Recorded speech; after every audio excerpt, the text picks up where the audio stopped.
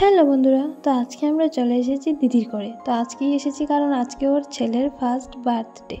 তো এইদিকে দেখো একজন একদিকে বসে বসে আছেন, একজন মোবাইল দেখছেন আর একজন রেডি হচ্ছেন, আর এদিকে শ্রেয়ান ঘুমাচ্ছে।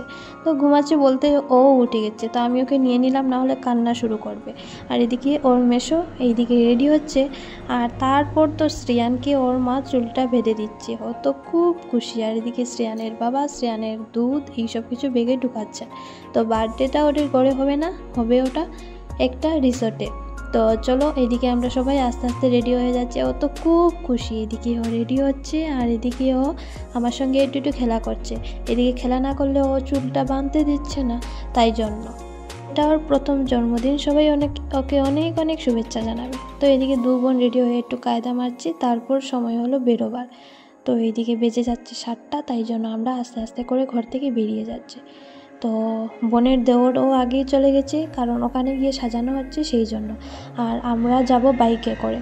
তো ওরা যাবে ওদের বাইকে আর আমরা যাব আমাদের স্কুটি করে, তাই জন্য বেরিয়ে পড়লাম লেট না করে।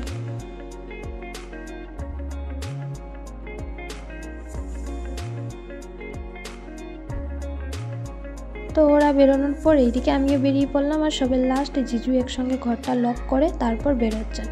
তো এবার ওরা এই যে বাইকে উঠে বসে পড়েছে আর আমরা যাব আমরা স্কুটি করে। আর শ্রেয়ান খুব তাকাচ্ছে, আর রাস্তাতে তো অনেক বালু, তাই জন্য ওকে একটু ঢেকে নিচ্ছে, কারণ না হলে ওর চোখে একটু বালু ঢুকবে।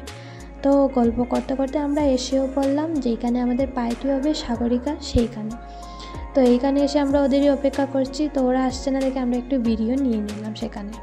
তো এখানে গিয়ে তো দেখলাম খুবই কি বলবো, খুবই ভালো লাগছে। চারিদিকে লাইট এতটা সুন্দর লাগছে কি বলবো।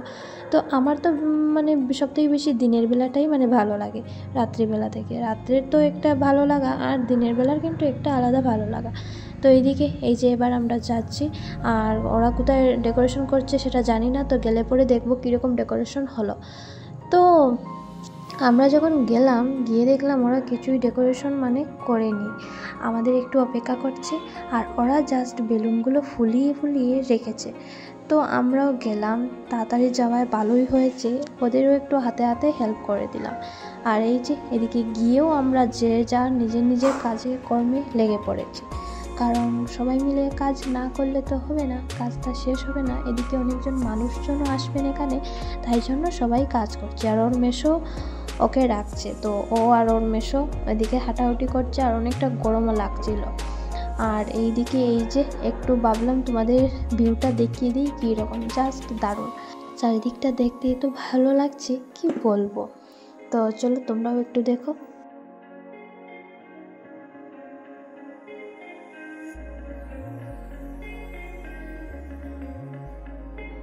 এদিকে ওর দাদু ঠাম্মি সবাই এসে পড়েছে, আর এদিকে বার্থডের কেকটাও এসে গেছে, যেটা মেন জিনিস।